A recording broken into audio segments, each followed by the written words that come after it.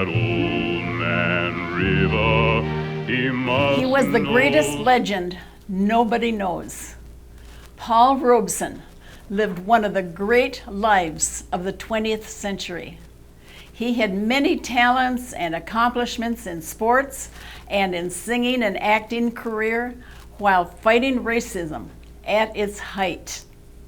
He will be especially remembered as Joe, the stevedore, for his powerful singing rendition in his rich bass voice of Old Man River. Old Man River, that old man river, he must know something, but don't say nothing. He just keeps rolling, he keeps on rolling along.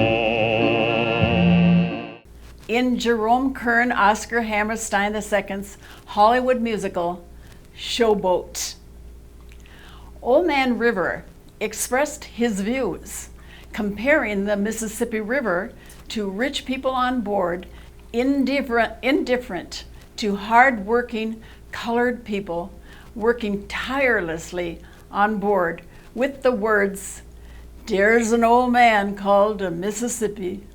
That's the old man that I'd like to be. What does he care if the world's got troubles? What does he care if the land ain't free?" Paul Robeson, pronounced Robeson, a highly intelligent, charismatic, courteous, handsome gentleman, 6'3", over 200 pounds, size 14.5 shoes, enormous hands, won a scholarship to Rutgers University and graduated Phi Beta Kappa, graduating a lawyer at Columbia University. He excelled in sports, was inducted into the College Football Hall of Fame, receiving numerous awards in sports and music. Robeson lived from 1898 to 1976, the son of a runaway slave who became a preacher and a Quaker mom who died in a fire when Paul was 6. His father then raised Paul and his 4 siblings alone. Paul grew up singing spirituals in his father's Presbyterian church. He quit law practice when a white secretary refused to type his dictations.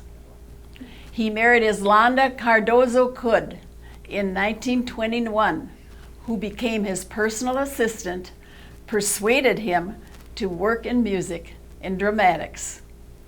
Robeson starred in Eugene O'Neill's play, All God's Chillun Got Wings, and that was electrifying critics and audiences.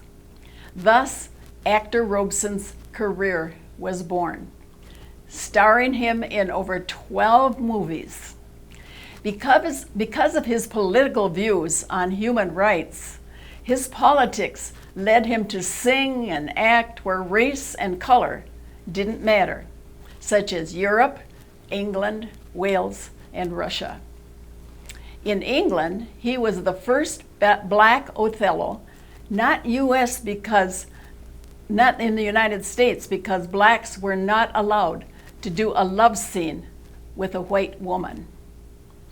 Robeson fought for a belief in a peaceful coexistence with other societies, regardless of race, color, or religion. He lost but gained back through our Supreme Court his passport.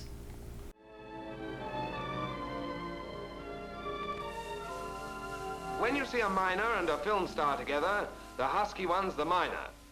Well, usually. And before he went away, of course, they asked him to sing. I dreamed I saw Joe here last night, alive as you and me. Says I, but Joel, you're 10 years dead. I never died, says he. Robeson wrote many articles and speeches and a book called Here I Stand. Returning in poor health to America, his wife having died, lived in seclusion, even attempting suicide, died from a stroke at age 77. His son, Paul Jr., wrote his legacy. Joseph Doranson, history professor at Long Island University, claimed Paul Robeson was the greatest legend nobody knows.